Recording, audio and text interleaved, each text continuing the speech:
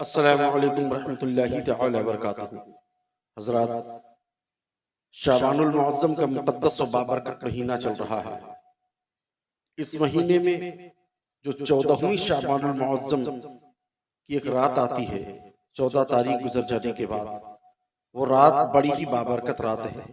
اس رات میں ہمیں جاگ کر اللہ تعالیٰ کی عبادت کرنی چاہیے، اس میں نوافل پڑھنی چاہیے اور اپنے رب سے خوب توبہ استغفار کرنی چاہیے۔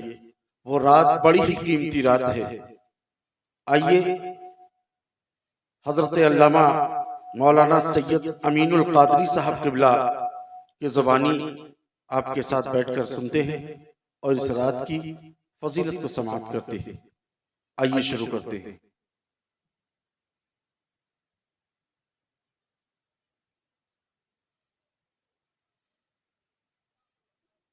اللہ اکبر، نجات کی شب ہے، انسان کے لیے مغفرت کی شب ہے۔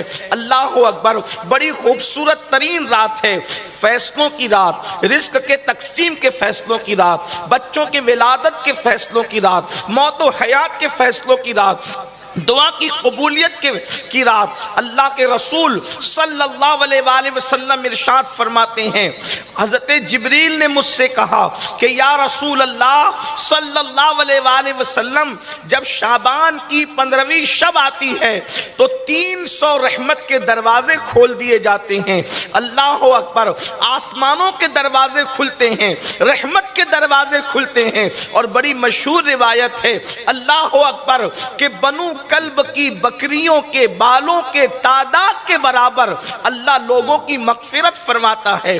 کتنے بندے بخشے جاتے ہیں، اللہ اکبر، غروب آفتاب سے لے کر کے صبح صادق تک اللہ کی رحمتوں کی چھما چھم برسات ہوتی ہے اور اللہ کی طرف سے اعلان ہوتا ہے کوئی بندہ مغفرت کا طالب تاکہ اس کی مغفرت کی جائے، ہے کوئی بندہ روزی کا طالب تاکہ اس کو روزی عطا کی جائے، ہے کوئی بندہ دل کی مراد مانگنے والا تاکہ اس کی مراد پوری کی جائے۔ اندازہ فرمائیں، قدرت کی طرف سے خود اعلان ہو رہا ہے۔ اللہ اکبر، یہ کسی دنیا دار کا اعلان نہیں ہے کہ اعلان کرنے کے بعد مکر جائے، یہ کسی سیاسی انسان کا اعلان نہیں ہے کہ اعلان کے بعد بھی عطا نہ کرے۔ واللہ، یہ میرے رب کا اعلان ہے جس کے بارے میں فرما دے کہ اللہ سچا ہے۔ ایک مقام پر فرماؤ، روزی چاہیے روزی مانگو، رزق چاہیے رزق مانگو، عزت چاہیے عزت مانگو۔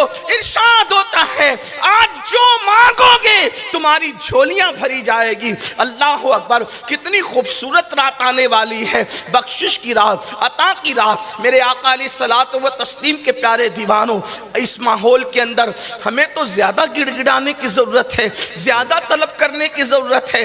آج کل لوگ پوچھتے ہیں ایسے حالات میں مسلمانوں کو کیا کرنا چاہیے جبکہ دنیا کے اندر ہاہاکار مچا ہو، دنیا کے اندر طوفان بدتمیزی بپا ہو، دنیا کے اندر جرائم اللہ اکبر گھر گھر عام ہو، کہیں پر دھواں پر لاشیں بکھر رہی ہو، کہیں پر اللہ اکبر تباہی مچی ہوئی ہو، کہیں پر انسانی خون سے ہولی کھیلی جا رہی ہو، کہیں پر بچوں کی جو ہے وہ آواز چیخ اور پکار سنی جا رہی ہو، کہیں پر گھر سے بے گھر کیا جا رہا ہو، کہیں پر چھت سے بے چھت کیا جا رہا ہو، کہیں پر دوپٹے چھینے جا رہے ہو، کہیں پر آبرو لوٹی جا رہی ہو، کہیں پر انسانی خون جو ہے پانی سے بھی زیادہ سستا ہو گیا ہو، کہیں پر جانوروں کی تو اہمیت۔ اگر کوئی ہمیں کچھ نہ بھی کرے تو قرآن کہہ رہا ہے کہ جب تم جرم کرو گے تو کوئی کچھ نہ بھی کرے ہم تمہیں ماریں گے،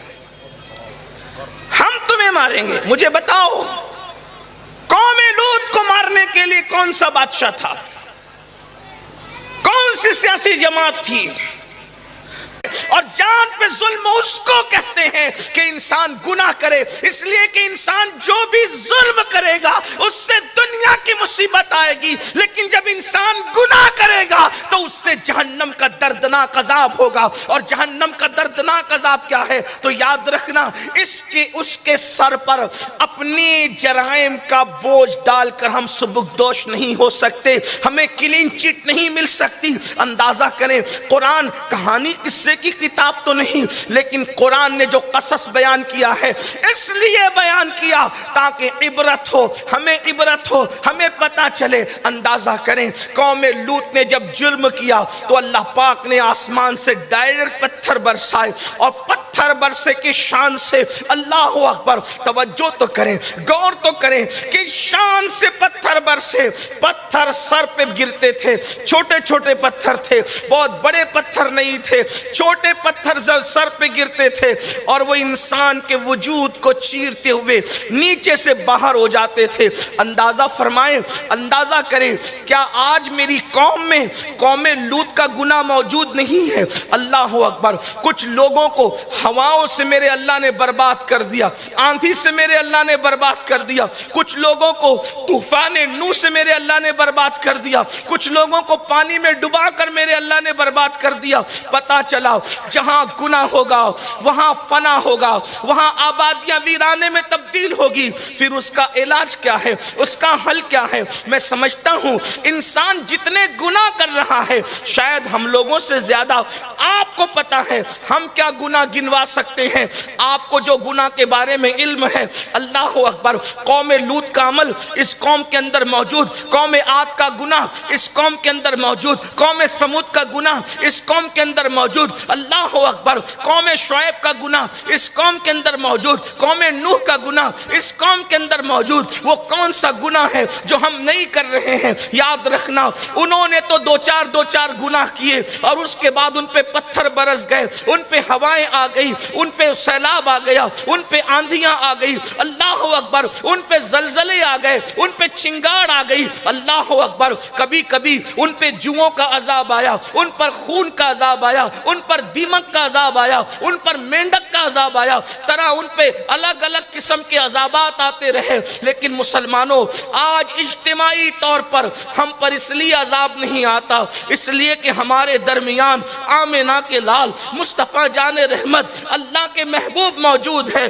اور میرے امام نے اس کو بڑے خوبصورت انداز میں دو مصروں میں بیان فرمایا۔ ارشاد فرماتے ہیں، انت فیہم نے عدو کو بھی لیا دامن میں، انت فیہم نے عدو کو بھی لیا دامن میں، عیش جاوید مبارک تجھے شیدائی دوست۔ ارے ان کی موجودگی تو دشمنوں کو بھی عذاب سے بچائے ہوئے ہیں۔ اگر تو رسول اللہ کا وفادار ہو جائے، جب دشمنوں کو ان کی موجودگی بچا سکتی ہے، تو حضور کا وفادار ہوگا، اس دنیا میں بھی عذاب سے بچے گا، آخرت میں بھی عذاب سے بچے گا، اس شان سے کہ ڈھونڈائی کرے صدر قیامت کے سپاہی، وہ کس کو ملے جو تیرے دامن میں چھپا ہو۔ لیکن انسان آئے تو دامن میں، آج انسان حضور کے دامن میں آنے کی بجائے گناہوں کے دامن میں آ رہا ہے، جرائم کے دامن میں آ رہا ہے۔ اللہ کے بندو، جہاں گناہ ہے وہاں فنا ہے، اور اگر گناہوں کے وبال سے، جرائم سے بچنا ہے تو آئیے اس کا بہترین علاج یہ ہے کہ اللہ کی بارگاہ میں گڑ گڑاؤ، اللہ کی بارگاہ میں سچی توبہ کرو۔ تو حضرات سنا اپنے کہنے کا مطلب یہ ہے کہ انسان گناہ پر گناہ کرتا ہے، لیکن ہمارا رب اپنی رحمت سے بندوں کو نوازتا رہتا ہے، موقع دیتا رہتا ہے۔ یہ وہی مبارک رات ہے کہ پکارنے والا پکارتا ہے کوئی میرا بندہ جو آج کی رات میں مجھ سے عزت مانگے، میں اسے عزت عطا کر دوں۔ ہے کوئی میرا بندہ جو آج کی رات میں مجھ سے رزق میں برکت مانگے، میں اس کے رزق میں برکت عطا کر دوں۔ ہے کوئی میرا بندہ جو آج کی رات میں مجھ سے مغفرت چاہے، میں اس کے گناہوں کو معاف کر دوں۔ ہے میرا کوئی بندہ جو مجھ سے آج کچھ بھی مانگ لے، میں اسے عطا کر دوں۔ لیکن افسوس کی صد افسوس، ہم ایسی راتوں کو، ایسے وقت کو پا کر بھی سویا کرتے ہیں، آرام کیا کرتے ہیں، اور اپنے رب کی بارگاہ میں نہیں جاتے ہیں۔ یہ ہماری بدقسمتی ہے، اللہ تعالی ہمیں اس رات کی